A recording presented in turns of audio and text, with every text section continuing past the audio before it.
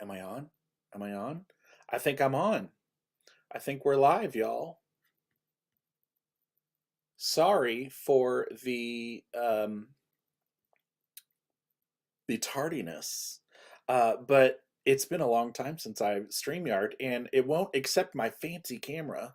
So that was part of the frustration. I have to use my funky camera because the fancy camera is not working at the moment on StreamYard. So I'll have to work on that. Hey, let me know if you are here and seeing this. Let me know that you're here just so I know that we are up properly on all the locations. We should be live on the public Big Seance page in the Big Seance Parlor group and YouTube. So throw something in the comments and the chat and tell us where you're watching and that you're here, and that'll be pretty cool. That'll also let people know that we're here and live. Listen, we have Karen A. Dahlman with us again. She is one of your favorite guests on the Big Seance podcast, and she always, when she comes, she always makes me go live. And so that's why you see me live every now and then, because she originally pushed me going, you have to do a live. I'm like, what? So anyway, that was her doing. But it is good to go live every now and then, and I should do it more often. Clearly, I'm out of practice now. But I don't see any comments yet. Throw a comment in there, y'all. You have to go to StreamYard.com/Facebook if you've never been a commenter on a StreamYard. And if you do, I'll be able to pop your comment up there and it'll tell us who you are. If not, it just says Facebook user or YouTube user or whatever. Anyway, listen, I'm going to bring Karen in, but here's a word of warning. A little word of warning. Karen and I have not been in the same room for like a year. So it could be dangerous. It could get dangerous. It could get weird and scary because we haven't caught up in a while. So, so who knows what could happen today with Karen A. Dahlman. Oh, we have some comments. We have some comments. Hello, it's Tracy. I know exactly who that Tracy is. And see, Tracy needs to go to StreamYard.com/Facebook. So it'll give it permission. And then Facebook user says, hi, Patrick. And then look, Karen A. Dahlman. She's apparently snooping on YouTube while she's getting ready to come on. Says hello. And James says, I see you from the UK. Love the podcast and love Karen. One of Karen's fans. Hey, Paranerds. Hey, Karen. And then our buddy William says, not getting sound and my volumes are up. Is everybody else? Oh, William says, now I've got sound. Okay, I'm glad you figured that out on your end, William. Okay, I'm going to bring in Karen A. Dahlman, and I'm glad that everything is working and everybody is here. Here we go. Oh, what a cool cup. Imagine that, you guys. Look, cheers to Patrick Keller. Cheers to all y'all from the Big Seance Parlor. Yeah. I'm drinking a little coffee. I'm drinking a little Folgers, Patrick. Oh my gosh. Inside joke. We have an inside joke about some Folgers. And I don't know that we should do anything about that because we might scare some people away. We have it's just too funny, you guys. I have to share it because I don't know why we're even doing this.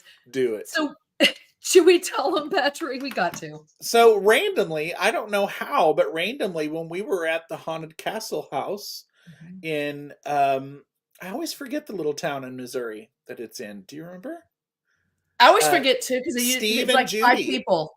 Our friends Steve and Judy Skinner. They're fabulous. They always invite us to the Haunted Castle House, and I forget the little town it's in. Brumley. Brumley. That's right. Oh my gosh. Well, we were at our second visit at Brumley at the Haunted Castle House, and we took my friends the Matts, and we took Marla. Marla was there, and randomly Karen and I and the Matts, I guess, started singing the Folgers theme song. You know, that's what you do in haunted places when you're exploring you know, the paranormal universe. But you guys, we were so into it. And then I can't say you guys, I can't. I don't think Matt can Oh really look! Oh either. look! Oh look! William That's joined it. in. It's That's it. Folgers in your cup. Except we had like 16-part harmony somehow, and yeah. Anyway, it was just silly. When Patrick and I get together, it's pretty silly. But we have similar silly humor, and that's what makes it so much fun. But also magic things happen. We have Oh. lots of cool spirit communication when we get together and break out, different talking boards. And you also are very good. Anytime, we bring friends and guests in, we have like little talking board sessions and little training sessions and things like that. It's just fun. It's not serious. I mean, it can get serious, but it's also just fun, you know? I think when you can play, it kind of elevates the energy and it makes it that much more easier to connect. That's what I find. So that we have, and you kind of have to balance it because you get real serious and you're sitting there for hours listening to things or interacting or whatever you're trying to do. And then sort of have those bursts of activity and laughter just really makes it fun. I think we have the best time doing our spiritual investigations and ghost hunts for that reason. Okay, and I just realized right now that my microphone is my crappy computer microphone and It not is. my fancy microphone. Yeah, it wasn't very loud. I was going to ask you why we're not hearing Did you. that Well, change better, it right guys? there? Did that change it? Is it better now? Oh my gosh, let me know if my audio is better. This is the second time that I forgot to check the audio. It's really good now. Okay, so the audio got sexier. That's good. I hope so. Somebody let me know. Somebody says perfect timing. I don't know if that was about my microphone or just joining us at the perfect time. So, William says it's better. Thank you. One of these days, I'm going to get this live stuff down. That also means that the beginning of the podcast, when we put this out for the podcast, it will sound really crappy at the beginning. So that's neat. Yay! Yay! So we have got a number of things that we wanted to talk about today, and we don't have a set structure. When Karen and I get together, we just bounce all over the place. So, and we also we've left room for working in questions from the chat. And so people should feel free to do that. Put any questions in the chat. But one of the main somebody says sexy as hell. Awesome. Love it. Love it. It is. It's a lovely voice. Make me rant. Oh my God, that's definitely an English term. Oh my gosh, that is funny. Okay. See, we're off the rails. What are we even doing today, Patrick? Well, earlier I was going to point out that you have the loveliest Halloween decor, and you were upset that I am not sporting Halloween, and obviously I don't have my stuff together here today. You guys, so he's all about Halloween. This is what you look forward to every year, and I'm like, where's your Halloween? I should have something hanging back here, or you should, yeah. Put one of my. I've got an astronaut mask I could have worn. I know. I've got a plague doctor mask that makes me have to take my glasses off, but then I will be looking in the opposite direction because I can't see. So it's hell getting old. But today you could have hung a skeleton behind you. I could have. Mm-hmm. I'm a slacker. I've got you are. Lots of skeletons today. So I have my skeleton cat. And I don't know if this is this backwards or are we seeing it normally? No, it's forwards. You got it right. Okay, awesome. We have this lovely book that actually Karen's cat Jack gave us a heads up on, if you will remember, 3 or 4 years ago, I think.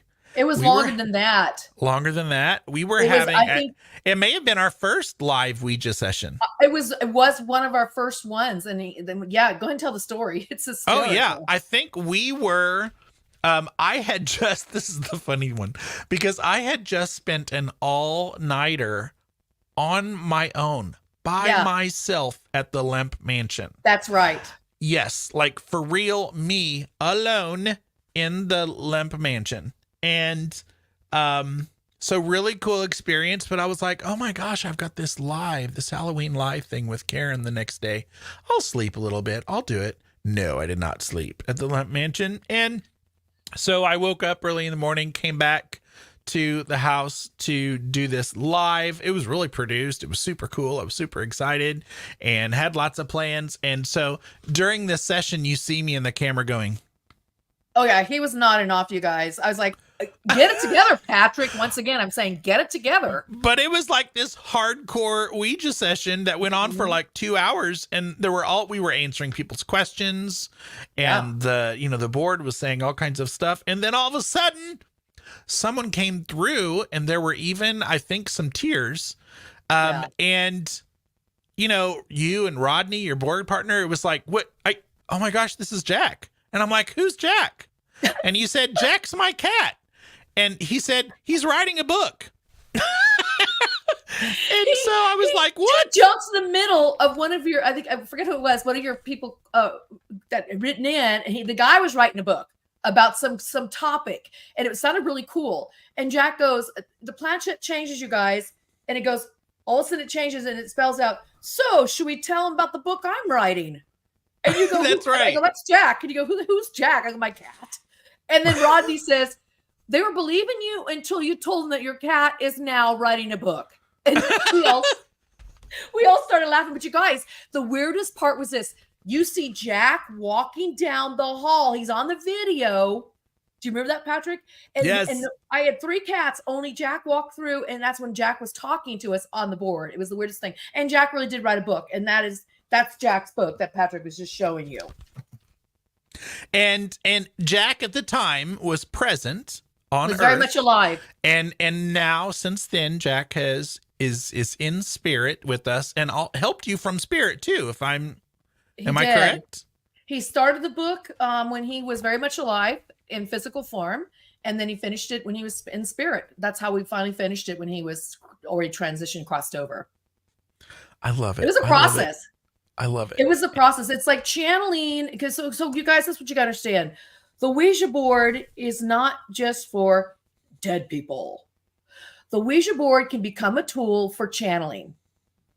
And people channel information such as psychics. You can channel, of course, like do mediumship.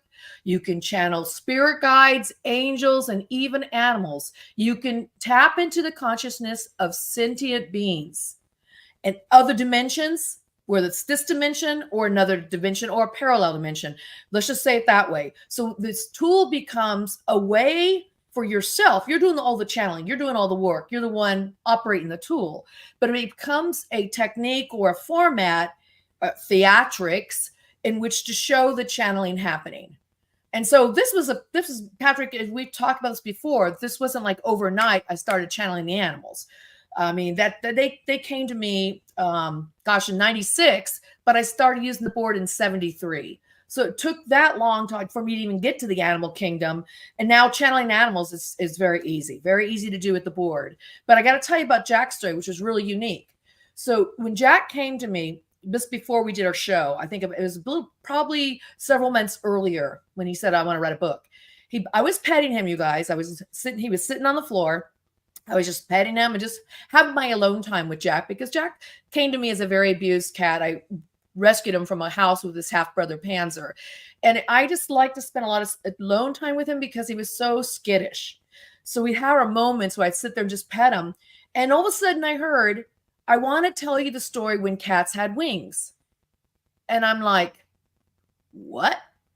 Those were not my thoughts. Now I channel enough to know when new energies are coming through off the board. And I was off the board, you guys. I was not using the board. I was just sitting there with my cat. I heard that and I said, Jack?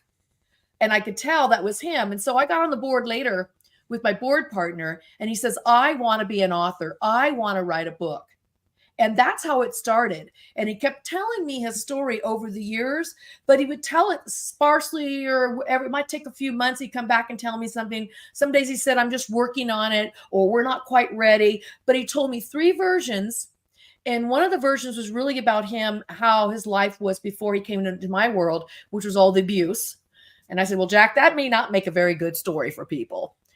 And the second book, and the second story is more like how he felt like he was broken from his background, but yet I never saw him as being broken. And then finally, the third story emerged. He goes, now I want to talk about when cats had wings.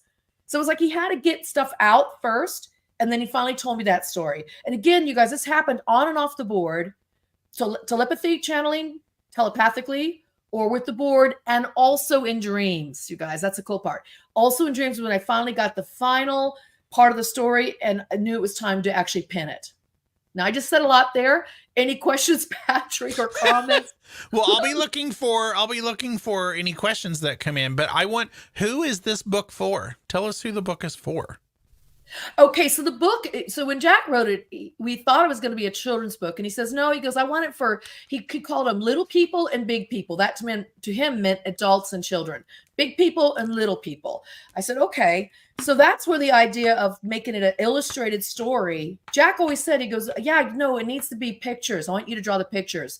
I said, Jack, I think I'd rather hire an illustrator. He says, well, you know best.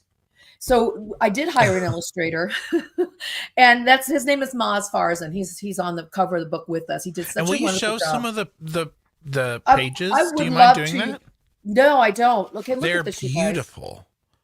Such beautiful pictures that this gentleman captured. And I asked Jack, I said, what do you think of these pictures? He said he's got it just right. You know, I interviewed several artists. And I just thought his were just spectacular. He captured the image of the cats. He captured Jack's story really well. So I got to tell you, this is a really cool part about the story. So I'm really talking about the backstory, okay? But let me tell you this: the book is about unconditional love between our animal friends, specifically in this case, cats, the felines, and human beings. But it relates to anybody with any kind of pet. Any kind, whether it's a fish, a bird, horse, it doesn't matter. It's the fact you've had a relationship with another species. And we're animals too, right? We're animals. So it's just having that interspecies relationship and knowing what unconditional love is about. And so the story is about the unconditional love between humans and, again, the animal species, in this case, a cat. But this is how the story finally came to full fruition. So I've been working on this story with Jack for quite a few years, again, on and off the board. One night, and this was last fall, I had a board session with Jack, and we were talking about his book. And I said, Jack, I think I'm ready. I've got some time to set aside. Are you ready? He goes, I'm ready. The next morning, no kidding, you guys, I woke up from a dream, and this is what I heard repeating in my mind. You know, those dreams where you hear certain songs or phrases. Well, I had a phrase, and this is what it said. And I quickly tapped it out on my phone. It said, not too long ago, but within your distant past, lived a hierarchy of angels known as the winged kitty cats. That is the very first line of the poem. Once I heard that, I went, oh my God. And now remember, Jack's spirit. This came through a dream. I went, got it, Jack. And I could just feel Jack's energy, sat down, was able to write it out like that, just fast as I could. And then I put it on, then I typed it up, made a few corrections. I had an editor look at it, just a few small things. But other than that, once I was ready, Jack was ready, and we kind of had the idea come full circle, it just flew out of me. So it's Jack's story. It's his idea, but he said, you write it in the manner in which it's best. So my a part that I added to it was the poetic aspect of it. But I got to say, he started that for me in the dream. And then I picked it up, went from there. So it was really, I can't claim this book. We're co-authors on the book. Absolutely. And it is adorable. And I can also see how this book would be really helpful as also therapy if you recently lost an animal, not even just a cat, but if you recently lost an animal to spirit. And I have a question, because, you know, some of us relate more to dogs. Some of us relate more to cats.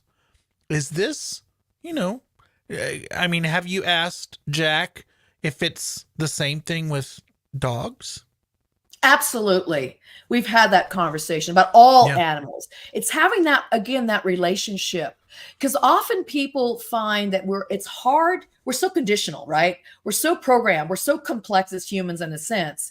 And we want people to behave a certain way or get this from that person or not this, or, we're just so controlling and we expect a lot. So it's like we have a hard time being unconditional. But we learn this unconditional love, especially from the animals, because they just know how to give it. They're so close to spirit in many ways. One of the things I learned about writing this book with Jack, and I've had this understanding before, and all of you out there who have had the beauty of this kind of relationship with an animal. And again, it could be a bird, it could be a reptile, a horse. It could be fish. I know people have relationships with their fish. It's amazing. Spiders. I have these beautiful tarantulas out back, and I think I have a relationship with them. Sometimes it's with wild animals, but it's like when you have this type of relationship, you start to see things in the animals. They show you stuff. It's almost like they become like a master teacher for you. And in fact, that's what Jack and Panzer taught me when they actually both transitioned, because Jack has now been transitioned for 4 years. He's actually been gone that long. And he talked about the idea that they are all our master teachers. They're very wise souls. They come here to help us. And we always think, oh, we rescue these animals. The truth is they rescue us. They help us learn certain, traits, characteristics. For example, Jack, because of his extreme abuse he had, he wouldn't even let me touch him for 10 months after I had him in the house. Now, my house is like totally cat friendly, you guys. At that point, he brought his half brother with him. And then we got Bear, and there was 3 cats living together. It's very cat All friendly. those talking boards to climb around and play Oh, with. and the cats love the talking boards. So, the idea that Jack just had so much hardship and I thought I was rescuing him. The truth was he was teaching me all about patience and how to love something unconditionally, meaning him, when he couldn't quite give it back to me. So it's really quite a nice relationship when we have animals in our lives. Now people say, well, I don't do pets. I don't have pets. Well, guess what? These same opportunities present themselves with people, with other people in your lives. So don't feel like you're missing out, because we can get this from many different levels. It's just that often an animal can provide it to us in such a loving way. Now, in the beginning of this book, we learn about how Jack is telling the story of kitties being angels, right? And came from heaven. And by the end, you talk about how humans, when we adopt a cat or an animal, we are their angels. So the fact that we are angels too. And when you and Jack talked about how, like you just said, teaching unconditional love, right? That touched me when I got to that part, because I was like, that is for real true. I really do think that, any of the pets that I have had have been some of my greatest teachers in teaching me about feelings and how to treat others. But they're also they really are our therapy animals for everyone, They are. They help us dig deep within ourselves and sometimes do things, become something more than we already are, because now we're taking care of them. Now we're helping them. We're feeding them. So we are their angels as well. And Jack pointed that out. He goes, although I was broken by abuse, you always saw me as your angel. And that, what I say, that just still gets me, because it was true. Yeah. He was perfect to me. I remember your dog, Meryl, and Rooney, they're all perfect, aren't they? But they all come with their own personalities that help you learn and teach you things, right? Oh, and I can tell you, Rooney has taught us 180 degrees different, right? Yeah, they're different. All of the different lessons, not one similar lesson from Meryl, completely different lessons, but yet perfect and here and a part of our life and loving it, Yeah, exactly. And all my cats are the same way too. They're the different lessons. But what's interesting? So what they all have told me, and I'm on my 6th cat now. So I've been having cats since I was like 22. Yeah, 22, almost 23. So I've been doing cats for a long time. So my first two cats talked to me on the board too. In fact, one of my very first cats named Hermes was a big orange cat. And by the way, hidden in this book are all of my cats. My cats are in here. I said, Jack, is that okay? Yeah, Jack tells the story. Jack's the narrator of the story, but all my cats make an appearance. And so the cat that became the angel, that the main character in the story, and they became the human that, well, he was the angel that also wanted to go live with humans.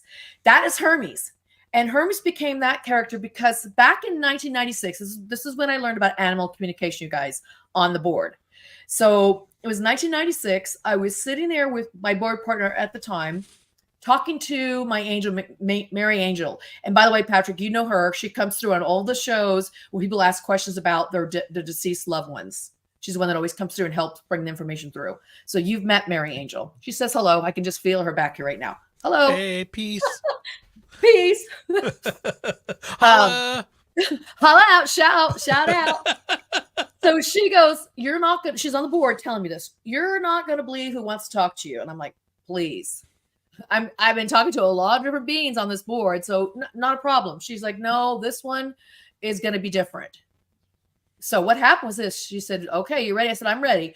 The planchette, kind of like when Jack came through during our show, Patrick, it slowed down, went a different direction, and it spelled out, Hermes cat, I love you. Now, Hermes was that big fat orange cat, very much alive, sitting in a rocking chair, maybe 5 or 6 feet from the table where I was sitting with my board partner doing a session. I said, what? She goes, I told you wouldn't believe this. She goes, yes, your cat wanted to talk to you. I said, come on. The cat goes meow, meow, and you interpret it. She goes, what kind of? She said, it's kind of like that. We feel, it's okay, guys, this is how animal communication works. There's a little key. You get the messages through images, words, feelings, thoughts, like Jack's words came through my mind. And so my angel said, we get it, and then we interpret it and make the messages come through. So it's like the cat spirit or whatever, because he's sitting in our chairs pushing the planchette. It's not happening that way.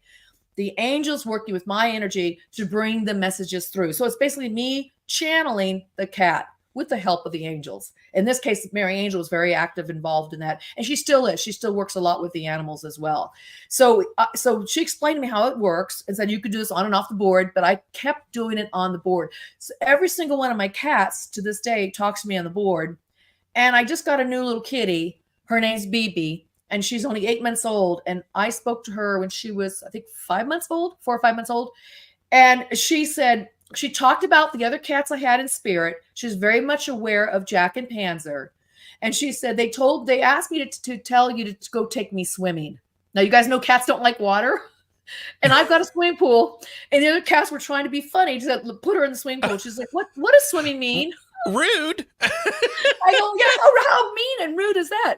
Anyway, we got a kick out of that. But she did say, she goes, I am here to take care of you. And I got to tell you guys, every animal I've ever communicated with, or even when we did sessions on it, like on your show, we've spoken to some people's pets before. The concept is this: they are, like I said earlier, they're here to take care of us. We're here to take care of them. It's a very mutual thing, but we tend to grow more. They already kind of understand the concept of they're just close to the veil, the concept of life, and not so worried about death. They're just about in the moment. They understand that moment of living. But they all say, is what they all have in common is, we come here to take care of you. We come here to teach you. And it's amazing, this little 4 or 5 month old kitty telling me this, and at the age I am. But the reality is that she brings out, like you were mentioning, Patrick, the different aspects that are very different than your other dog, Meryl, who I knew Meryl as well. It's like, she's so different than Bear. I just have Bear and BB now. And very different than the other cats. Now, some people's animals and pets do reincarnate. And I've spoken to some of those. The thing when they do reincarnate, they still, even when we reincarnate, we have a different personality. It's the soul aspect that's there, but we also have different things we're growing from and learning, and same with the animals. So they may not be exactly the same. And people say, well, I want my cat back. And I go, well, that cat personality is gone. Now a new one comes in. It could be the same soul, but you're going to get other lessons or continuation, but it's going to treat your animal differently because they all want to be treated differently, even if they do reincarnate. I have to say, none of my cats have reincarnated to me. In fact, here's a funny thing, you guys. Panzer, my black cat, he's in this book as well. Panzer, was talking to him, and he's been in spirit for 5 years now. And he said, I said, well, Panzer, are you going to reincarnate and go live with somebody else? And he says, well, I'm thinking I might become a smelly old dog. He always told me dogs smell funny. Sometimes they do. Sometimes they do. Sometimes they do. Well, I mean, again, people, we are talking about Karen, her book with her from spirit cat, Jack, who we met years ago on this show when cats had wings.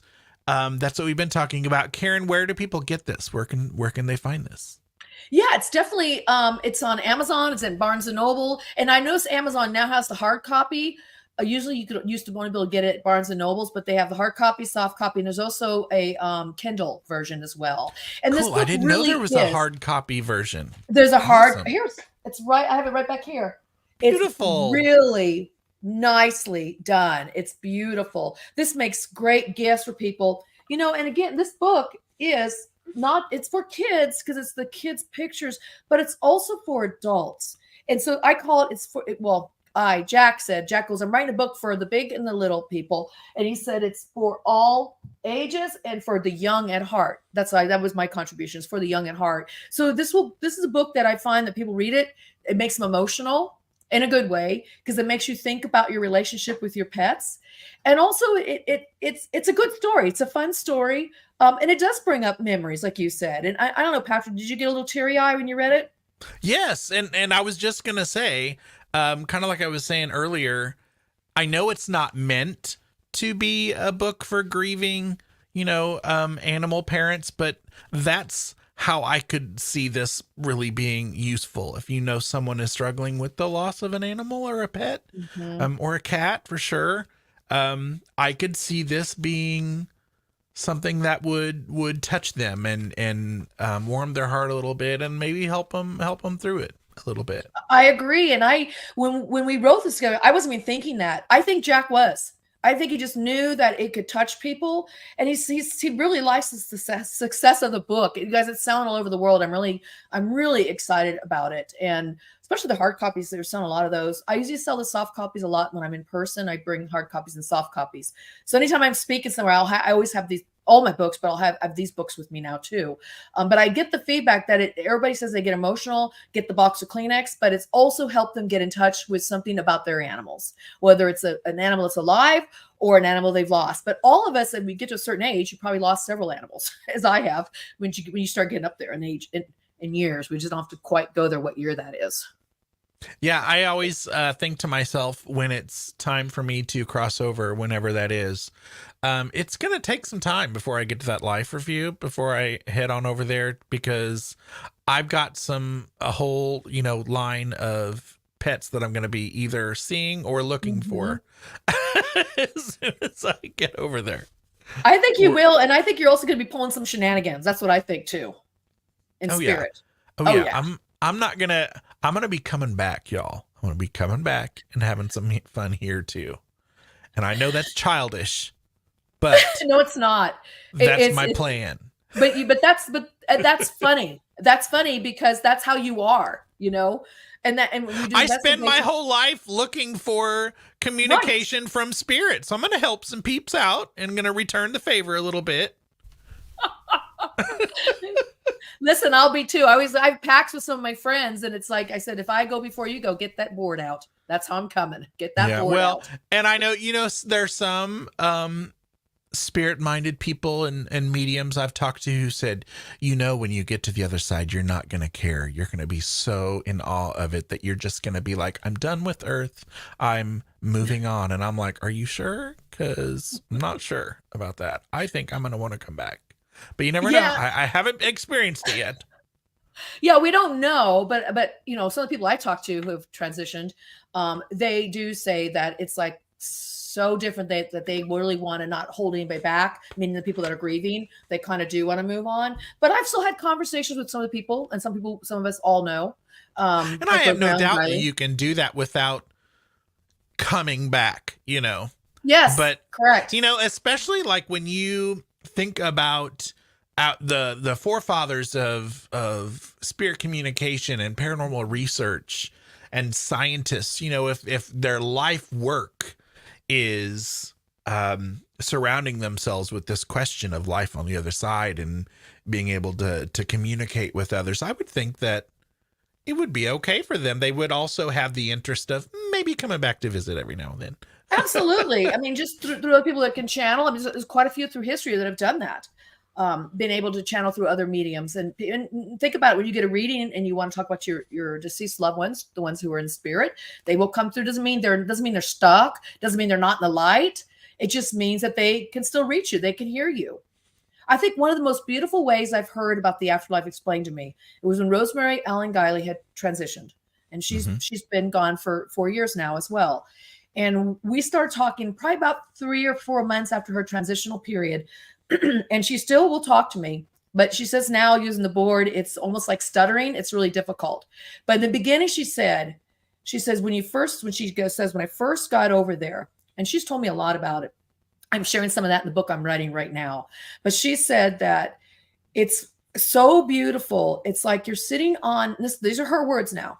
She says, it's like you're sitting on the lap of God, and you're surrounded and enveloped in this most incredible love. And you hear a cacophony of sounds coming at you, but it's melodic and beautiful. And it turns out after a while, you begin to focus in and you find out that each of those sounds is a different voice of another person you knew in life. And they're coming at you simultaneously, yet you could be simultaneously in conversations with them. And you will hear everything, feel everything, and know everything. And it's as if you're with that person in that room having a conversation. Multitasking on a whole different level. Yes. This is multidimensional multitasking. And I thought, how beautiful is that? The whole time she's enveloped in this incredible sensation of love. Yeah. So and look what Tracy says. Tracy says, when you both go to the other side, please stop by and say hello to me. Oh, hey, Tracy. Of course. Yes.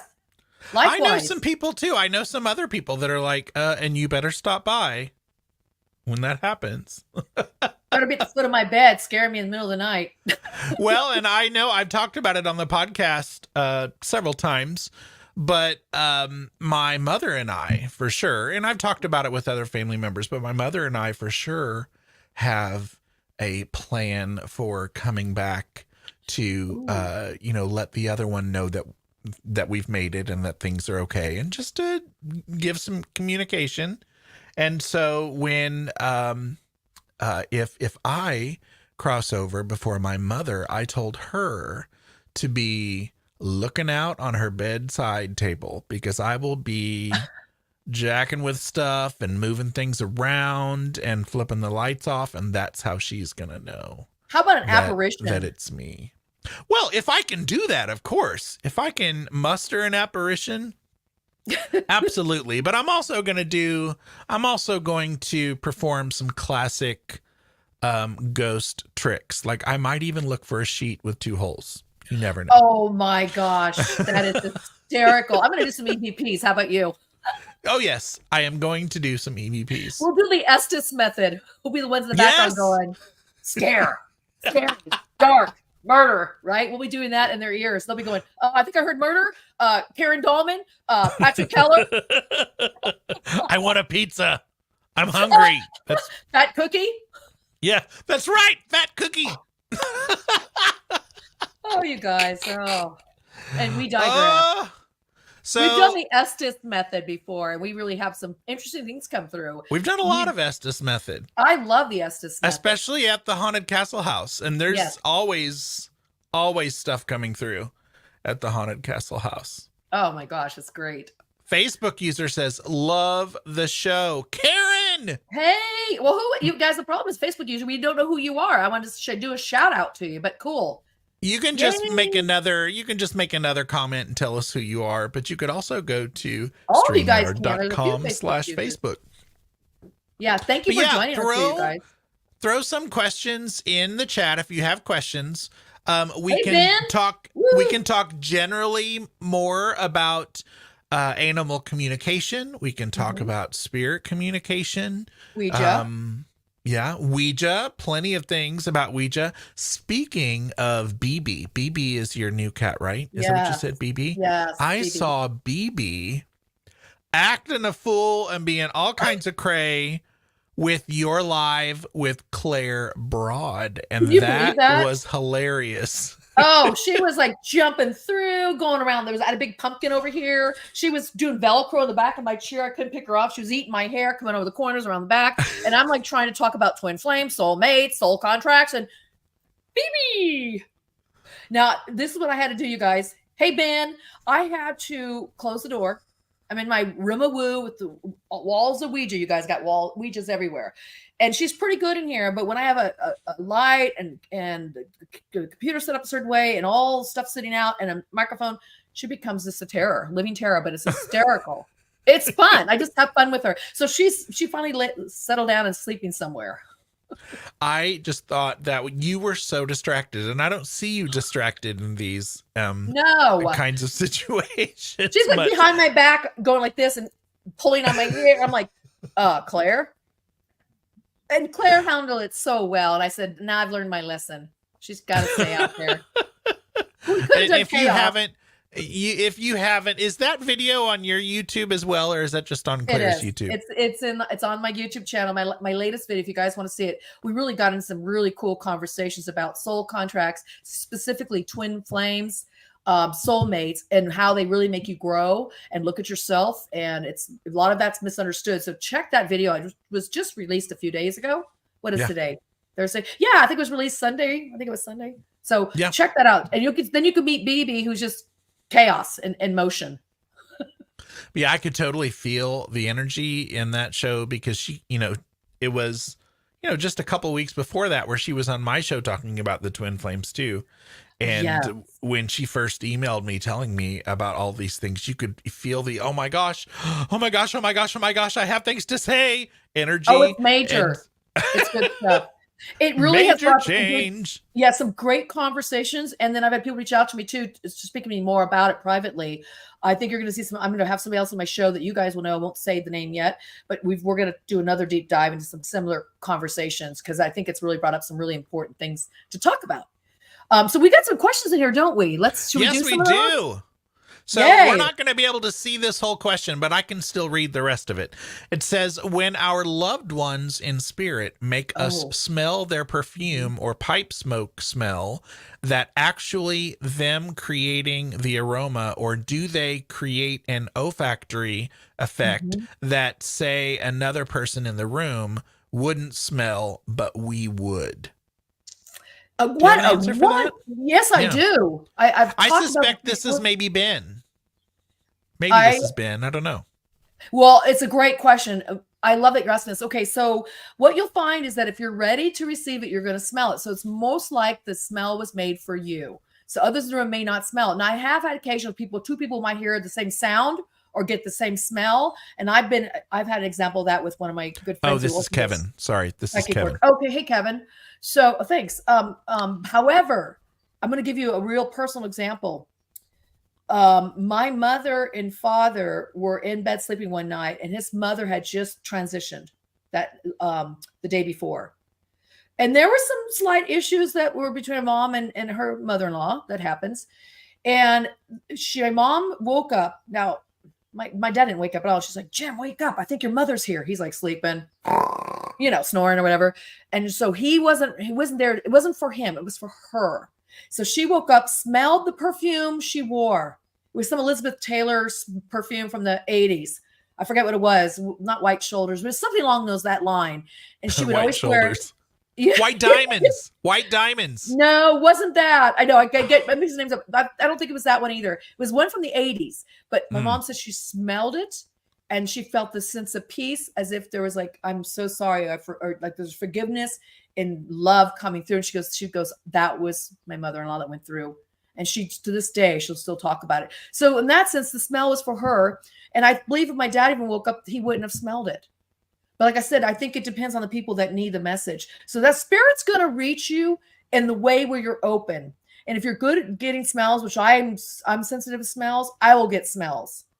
It was for a while there, I was getting a smell of cigarettes. I don't smoke. Nobody I know smokes, at least now in my life. And I have a friend who transitioned. Gosh, it's been 6 years now. She used to do the board with me. Her name is Rhonda. She's in one of my books. And she transitioned. Yeah, you probably remember who she was. And she used to smoke. When I get the smoke smell, it's her coming around.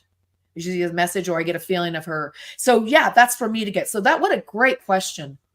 Yeah, I've always I'm not super, and I know everybody has intuitive skills, but I'm not a medium.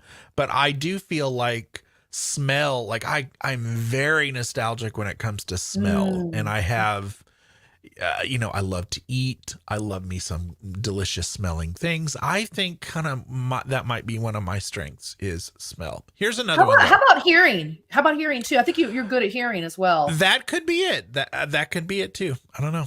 So this one is Ben. So this is Ben. Okay, I've been using my, I almost said lemonade. How do you say Linderman cards. I know which cards he's talking about. These are beautiful tarot cards. They're gorgeous. Okay. So to do an animal communication for a friend and her 2 cats, any tips for basic mediumship when connecting with them beyond the cards? Okay, I want to talk about the cards first. So I have a good friend of mine who also you guys, when you get older, everybody starts dying, I guess, they start leaving. Who knew? I mean, it's morbid, but it's true. You just start having more friends. So a friend of mine, she transitioned the same year that Rosemary did. It was 2019 in October. Her name is Cher Lynn, and she was on my show. She's a mystic artist. This is like going way back now. We did a show together in 2018, I think it was. So you can watch her. But she has these most beautiful cards. They're actually oracle cards. And so I have a deck of her cards, and I use them all the time. She taught me from spirit how to use my cards to do communication with a person or between 2 people where I'm just the person instigating it, mediating it. And or with animals. You were probably instigating a little bit too, don't lie. Knowing me, I'm instigating it. Yeah. True. Called me out. But you can use cards to that communication. Now you ask off the cards or off the board. So this is really good because this is what I've learned. If you want to do animal communication, people communication is a little more complex. And animals' energy, this is what makes sometimes difficult. I don't want to really put that in your thoughts. So they're saying, say it differently. This is what makes it a little more stretching yourself to do the animal communication. It's a very subtle energy. If you've ever worked with the plant shed on the Ouija board, when it starts moving, you just feel that little bit of pull or tug and you follow it. So it's a very, very, very subtle energy. The same with animal communication off the board. The best way, hands down, to start this process, and I do have an article about this in more detail on my website, KarenADahlman.com, is to sit there like I was with Jack, alone time with that animal, petting it, letting it relax, and allowing yourself to relax. Petting an animal actually changes our chemistry. It relaxes us. It gives us a sense of peace, especially when we're connected to the animal. Doing that allows you to take it down some notches, allows your animal to connect with you, and just be open to what, like when you read cards, you read the cards, but also you're open to what else comes into your mind. So you allow those things to come in. You might feel it in your body. You might get a sensation. You may get a words. As I got from Jack was, I want to tell you the story about when cats had wings, full sentences. By then I was already channeling off the board with the guides. So it's like you start feeling things. You might get a smell, the taste, the touch, the sensation, words, and start trusting that. Now, when you do any kind of channeling, you don't go, oh, that's for real, until you've worked on it for some time. Keep notes of the times you sit down with your, let's say it's a pet dog and you're taking these times alone. Put the date down. I sat her quietly. We did 15 minutes alone. I felt this. I thought that. I heard this. Or maybe you got nothing. That's fine too.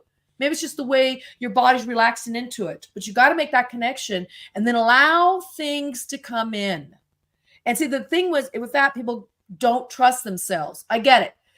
I don't want to either in the beginning. I didn't want to, when I was channeling off the board with the guides and doing verbal communication, which I've done on some of your shows before, it's like it's hard to believe, oh, I'm making this. You just go, I'm making this up. That's what it's going to feel like. But over time, you start to sense and learn what's yours and what belongs to something else, such in this case, an animal. So be patient. Take time with that. Another great question. And I have to say, sometimes when I'm with Rooney, but I've also done this with Meryl in the past. Sometimes, when we're together and things are quiet, or he's on my lap, or we're out on the deck or something, I will, in my head, try to send a message and see what happens. And I do think it's not ever huge, but I think there are subtle connections that we make. Like, I will ask Rooney if he wants to take a WALK, and I can't say the word out loud because he'll hear it. He'll hear you right now. Yeah. But when I ask that question, he will freak out and get incredibly excited. So you're doing it telepathically. Telepathically, I'll ask him, and sometimes I'll get a little, and I'm like, oh, did you hear me? Do you want to go on a WALK? Yes. Or, if he wants to EAT or go OUTSIDE or something like that. That's TREAT. Yes. So that might be a fun trick for people to try as well. And that right there is the second step to it. You start first by letting them come to you, then you start interjecting. So Patrick, you see, you're already doing these things. Everybody's already doing it. They say people have a green thumb or really good with plants. Trust me, they're feeling that plant's energy. They're connecting with it when they take care of it. You can do this with animal life, wildlife, vegetation. I mean, this is some of the strange levels. I call it strange levels of weirdness that I'm starting to talk about in my 5th book I'm writing right now, which is about connecting with all kinds of sentient beings through their consciousness. So this is what we're getting into now, and it can be done very silently in your mind. Sweet. I think this is going back to Kevin, who asked about the perfume. So he said, thanks, Karen.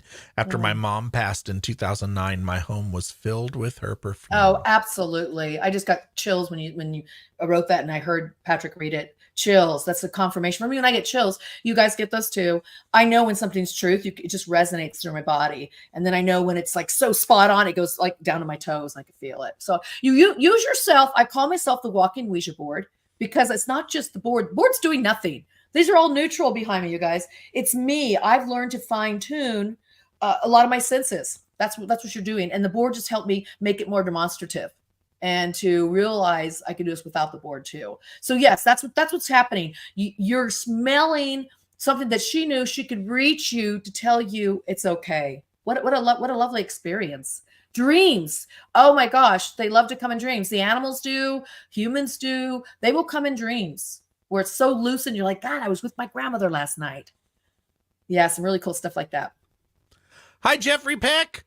Hey, Jeff. Woohoo. The last live I did was with Jeffrey Peck. I was also a hot mess at the beginning of that last. Did he push you to do that, Jeffrey? Did you push him to do that? Because Patrick usually won't unless you say nudge, nudge. I don't remember if Jeffrey pushed me to go live or if I said, because I had come off of being on hiatus, right? Yeah. So maybe I decided, hey, let's, have a big rah-rah, do something live. But I really don't go live enough to be practiced enough to... I really need some practice with it. This is why I come on every now and then. And make sure you choose the sexy microphone. Make sure you have your camera working. Which you didn't have today. No, none of those things. That's okay. And we even prepared for this. I said, where's your Halloween stuff, Yeah. I just didn't prepare enough for it.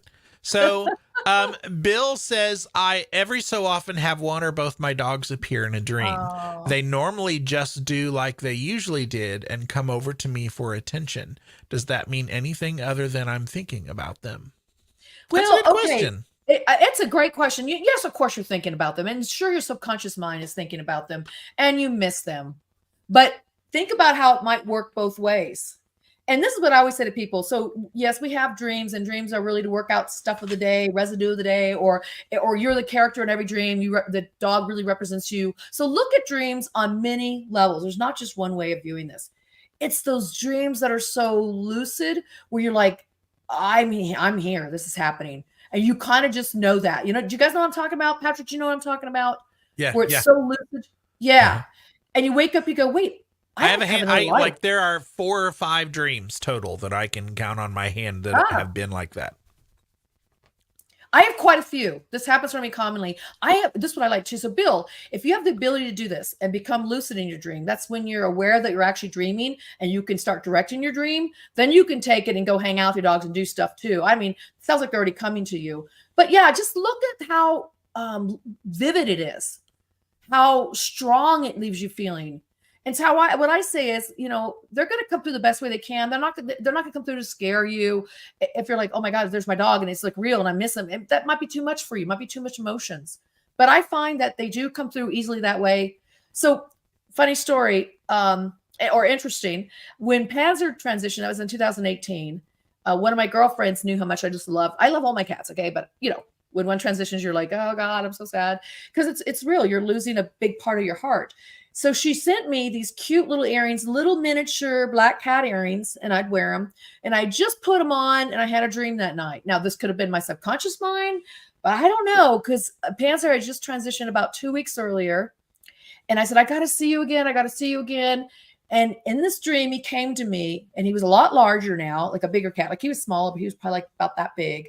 And he all of a sudden split into two and said, look, there's 2 of me now. I'm like, how cool is that? And I woke up and I go, oh my God, the earrings. I have 2 black cat earrings. Ah! I thought, how fun is that? I didn't even think of that. So it could have been my subconscious possibly. But the bottom line is this. We're connecting with that energy on some level. On some level. To say it's not real or it's just your imagination. Well, imagination is where all this begins, really. And you have to be open to these connections happening. And then it begins taking a life of its own. So this book I'm tackling now about consciousness gets into some of these concepts because is it like, as they say, many wise sages say, am I the dreamer creating the dream, or is the dream creating me or having me? And so it's kind of chicken before the egg before chicken. We don't know which is first. It's that kind of concept, but we have to explore these things. So it gets complicated with the dreams. I love it. Yes.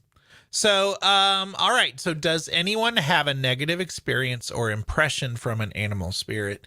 It seems like the majority of these experiences seem overwhelmingly positive. So so this person is looking for another, side of it. Has anybody had any negative experiences? Yes. Well, think about this. So from an animal and spirit. Okay. So I was going to say a lot of times animals, we attract, I should say, animals to us in a sense, like even wild animals. Like you may be walking down a path, I go hiking, and there's like all of a sudden a rattlesnake sitting there. You might go, what is the meaning of rattlesnake to me? Why does this cross my path? I look at everything is so connected. Everything has a purpose and place. So that's when in this realm, you're talking about in another realm. So I have heard people talk about when you say animals, we have to be really, I don't know if you're talking about normal animals or you're talking about like cryptids, because people do have some crazy experiences with animals in another dimension. I guess you could call that spirit. They're not in our dimension. And there might be like a dog man or the Mothman, where there were some really negative experiences, impressions. I find that if you have your own pet that you're connected to and you have this relationship, it's going to be positive. So that's what I'm mostly talking about today, because I haven't had those negative cryptid experiences, but I know people who have and have told me. I would like to ask a Facebook user, and let us know who you are, but I would like to ask Facebook user if they have had, if that's maybe why they're asking this, if they have had a negative experience. Because I have heard people who have. And is that like, again, because they're in another dimension? And I've had people that have told me about extraterrestrials who've had very bad experiences. They're in another dimension. Do we call that spirit, or what do we call that? So I say, yes, you can have those impressions or experiences as well. Really. So Karen, I guess one of the last things I would like to talk about, because, most people who know me or you are going to know the answer to this question. They know how we feel about, and for sure how you feel about communication and the Ouija board. And I have been, surrounding myself in the uncanny world of Danny Robbins, who is this huge personality in England right now on the BBC, and has a TV show and a book. I've been reading the book, and a really, really popular number of podcasts on, investigating the paranormal and talking to people about their ghost experiences and ghost stories and haunted locations. And I've really been resonating with him and the way that he always has two experts on every show, one more skeptical, one more prone to be on the believer side, and they kind of hash things out. But he really focuses on the people. If you listen to one of my, actually the last podcast of mine on the big seance, Susan Davey comes on and gives everybody kind of a summary of that show and why she thinks people would like it.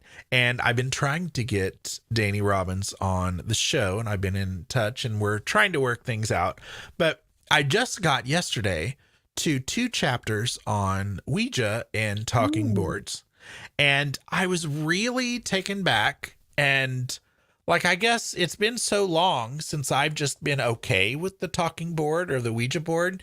And you know that I struggle to get much communication from it at all. So I'm not afraid of it because, I make the joke that it's sometimes a coaster on my desk, and, they're decor, and I have trays with a Ouija board on them. And I have coasters with my trackpad is a Ouija board. I'm not afraid of it anymore. But there was that time where I wasn't sure until I found your book years ago and heard you on an interview of Jim Harold's podcast, right? Years ago. This was we're going back plus 2012 or 13. I think it was that era. Yeah. And so I guess I don't think about there still being people that, I guess I'm confusing things, but in this chapter of the book, he was talking about everybody knows that you shouldn't play with Ouija boards, right? And I guess in England, and you might know this answer, in England, they're no longer selling Ouija boards with like the toys and the games and things like that. And so he's like, well, of course we know there's a reason why they don't sell a Ouija board with the games. And I'm like, well, you must not live here in the States because they're with the games all the time. So anyway, I was just taken back like, I guess I forgot that there are still so many people with this stigma, I guess, of the Ouija board. And so, I'll keep an eye on the comments, but do you for sure, in case there are people new to you or haven't listened to your other appearances, tell us your side of the Ouija board, a different side of the Ouija board or any talking board. Yeah, I just want to say shout out real quickly. Hi, Amber. Yay, you made it. Tracy's here. Bill's here. Ben's here. Yeah. Anyway, I want to say hi to everybody. We had a lot come through just while I was blabbing. Yeah. Yeah, right. And then the Hounds of Hell, which is like another, like might call that cryptids or from another dimension. So not necessarily spirit, but yeah. So that's what I'm telling you. People have had experiences, and I'm not here to discount anything. I had some really wicked experiences, not in a bad way, but just mind amazing, blowing experiences. I won't even talk publicly about yet. It's coming in my next book because I'm starting to get to the point where I'm going to share. This is not even with the board, you guys. So let me answer your question about that. So it's not the board. I want to be really clear in this. The board does nothing. When people say they're afraid of the Ouija board or don't play with the Ouija board, don't use the Ouija board, don't have Ouija boards in your home, that's misinformation. That's in a sense not having an understanding that it's just a tool. People go, oh well, those spirit attachments, and okay, so just buying your phone, you get. So is it? Can somebody handle it before you did? Is there attachment to it? I guess there's energetic attachments. But the thing is this: you are so much more powerful than you think you are. Humans have free will. We come here with that. We come with the divine within us. I can't speak about this without being spiritual about it because there's such a larger picture here. And this is why I believe and know what I talk about with the board. And plus I've been using it, 50 plus years now. I'm starting my 51st year. So my thing is this, it's like, it's not the tool, it's yourself. If there's a fear of a tool, well, don't use it. But to say that's the same, that means that's the way it should be for everybody is really, showing your own fears. It's really projecting your own fears to others so they will accept you or be in the same boat with you. And I'm the kind of person that says, I don't want boundaries. I don't want boundaries in terms of having myself limitations of what I'm supposed to do and not do. And so I think because I was so young coming into the board, it was never, Santa Claus gave it to me. It was never touted as something negative. I was a Catholic. I was going to church. I got in on Christmas Day. Go to church the day, coming home using the Ouija board. It was never feared for me. So that gave me a heads up with this tool. So it was always just something I could use. But did I think there were spirits in it or attached to it? No. And even if there are attachments, I don't let that affect me, because we have the power of putting up those kind of spiritual boundaries.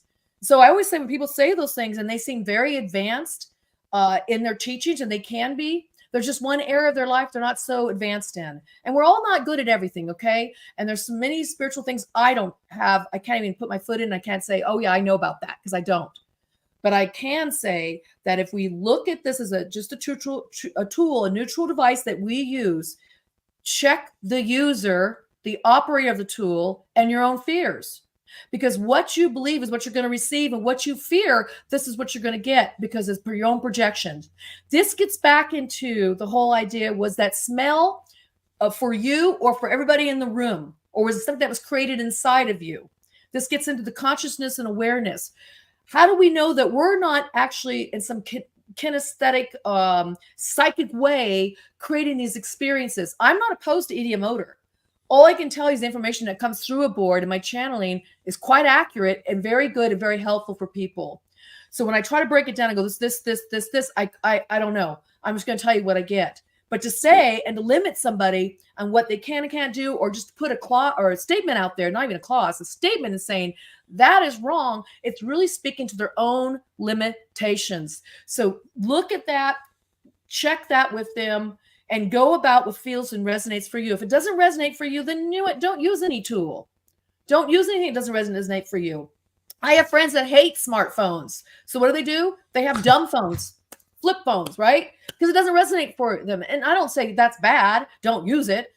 You're lacking in communication or technology. I just say that's as far as you choose to go with technology. Fine. Not a problem with that. So see it that way, you guys. It's really you. It's you who uses the tool that matters. It has nothing to do with the board sitting around me. I have 86. It has nothing to do with that at all. It has to do with yourself. I happen to love and know how to channel using this tool. And I also know how to channel off the board. And coming from a paranormal kind of investigator side of things, especially when those people, like I would say Danny Robbins, he is on a search for finding answers. And I'm just thinking, if you're not worried about an EVP session, if you're not worried about using a spirit box, if you're not worried about communicating with a K2 meter, then I'm like, why would you be worried about, like, to me, there's no difference. It's so weird now that I've been on this side of things for so long. I'm like, it's weird that people would be concerned about that if you're not concerned about the other things, Well, it's even when mediums say, oh, don't use board, but yet what are they doing? They're going into the unseen dimension and bringing through information. I'm just doing theatrics to show you how it looks on the board.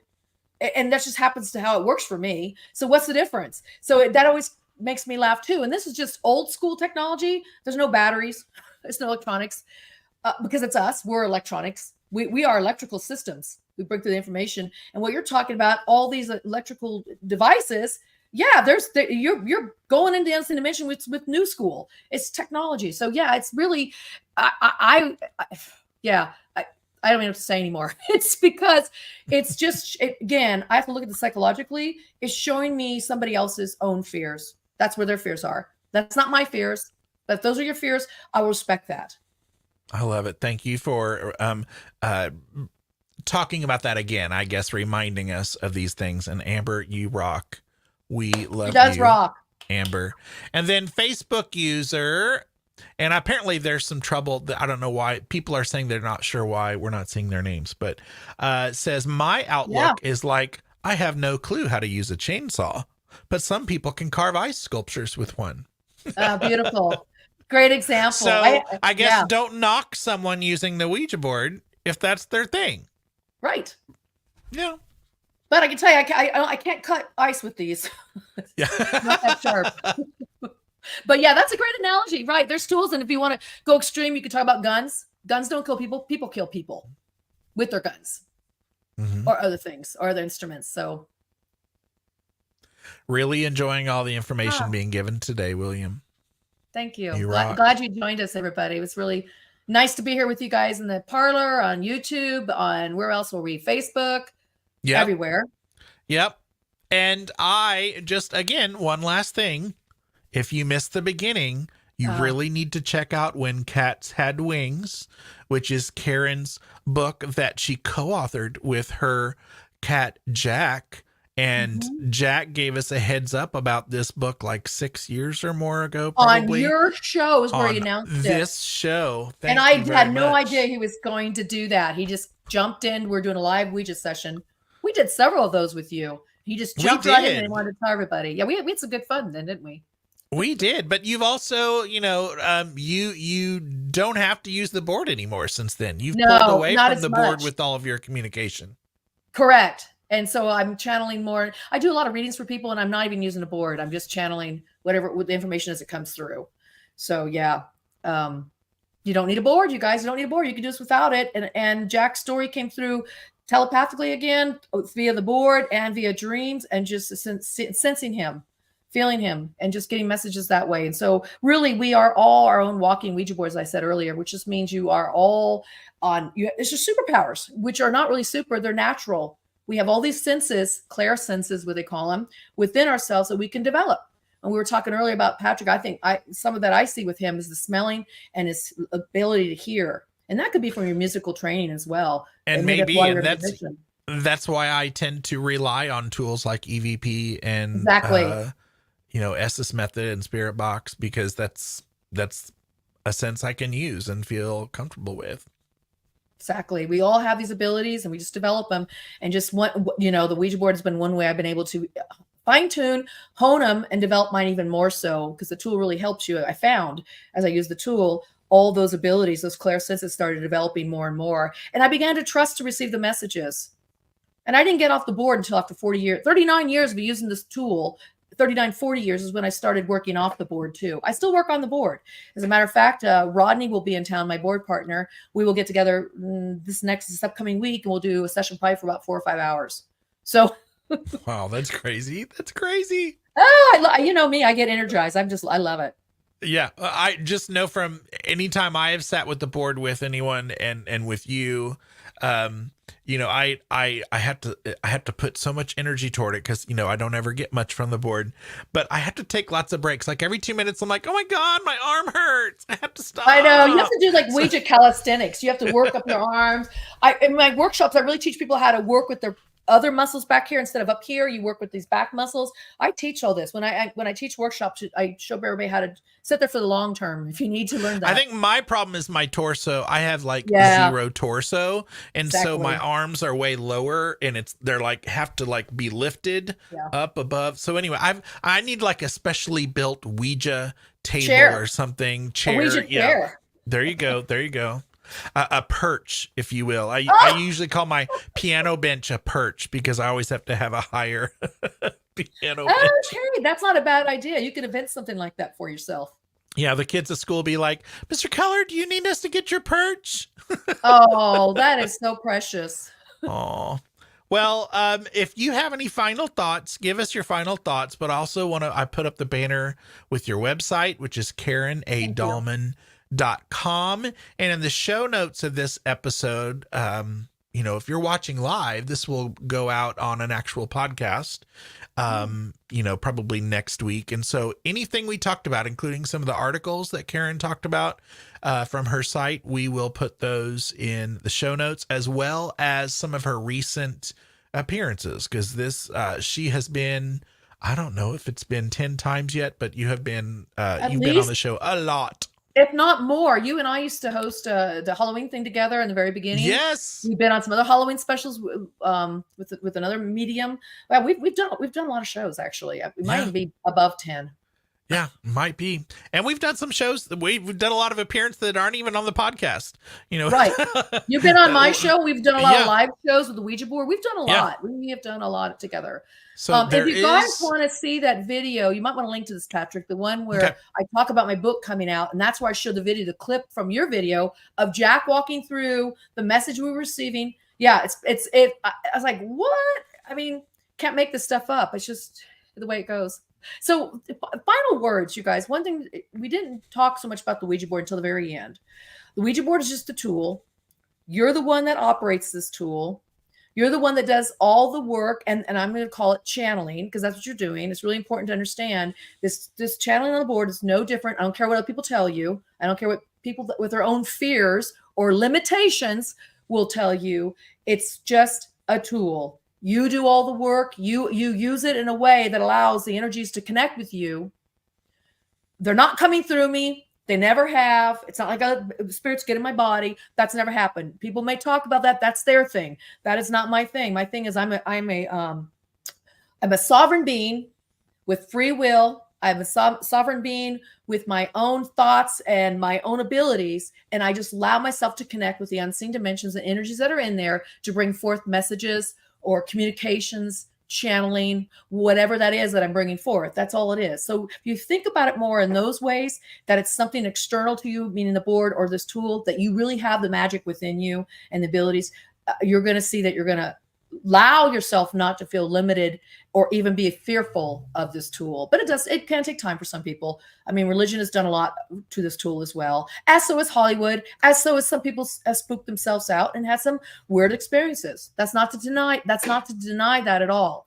But what I teach is how not to have that, but to have positive connections with your higher self, your inner self, your animals, spirit guides, transition loved ones. I talk to wildlife. You can see videos on that I do.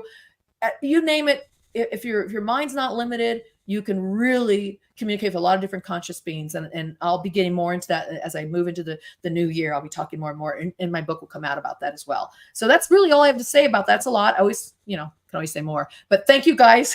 Thank you, Patrick. Thank you all for being here. And I really appreciate all you guys' great questions and time. Well, not only does Karen speak to wildlife, but I don't know if you know this, but she does really good bird calls too. Oh. She, I don't know if yes, you want I do. Give us some examples of some really great bird calls. So you guys, I'm really good at imitating sounds. Okay, that's one of my pastimes, hobbies. I don't know. I've done it since I was a kid, so I can imitate. If I hear a sound, I'm pretty good at it. So I do birds. Let's see. I had to suck that one through my teeth. Yeah. It looked real cute. That was the parrot. So anyway, you guys, that's enough. Yeah. This must be giving William some dub smash energy. He was remembering. My God, Patrick and I would dub smash all the time. Oh, stop. This was very much pre-TikTok, before TikTok was a thing. And I thought we were cool doing it because you said your kids were doing it. And you got me doing it. And I was like, is this not cool anymore? We were still dub smashing when they were doing TikToking. Yeah. I do miss some dub smash, but I have a lot of those. Videos. One of these days, we've shared a few of them on a live before. One of these days, we'll have to break them out again. And then he and I behind the scenes, we haven't seen each other, talked to each other in a month or two. We'll all of a sudden send each other an old dub smash, and then he'll start the rapid fire of dub smashes back and forth. Of old school dub smash, like from the past. Yeah, like 8 years ago. Yeah. Well, I think we're trying to maybe work up an excuse to be in the same room again soon. Oh. And so I cannot wait to see you in person to have some other goofy stories. But I want to thank you for coming back on and doing this live. Hot mess as it always is. Doing this live with me and sharing your energy and your time. And you rock. Ah, woohoo. Thanks, Patrick. Thank you so much. You rock too. I miss ya. I always miss you. Thanks everybody for tuning in and for watching. And Tracy says apparently we're entertaining, so we're glad we can entertain you. You We haven't seen kept, anything yet, Tracy. yeah, we've kept it kind of calm today. There's oh, and Jeffrey says never a hot mess. Thank you. This is sweet. Yay. Jeffrey's great too. We've done some shows together. Yeah. Yeah. Well, everybody, thank you so much. I Yep. hope you have a spectacular rest of your week and Happy Halloween early. Happy early Halloween. Yes. That's what we have. I love the fact that you straight up have a kitty cat skeleton on your pumpkin, by the way. That's nice. Of course. That's nice. Okay. Well, everybody, have a good day. Karen, you rock. Thank you. Bye. Thank you guys. Bye-bye.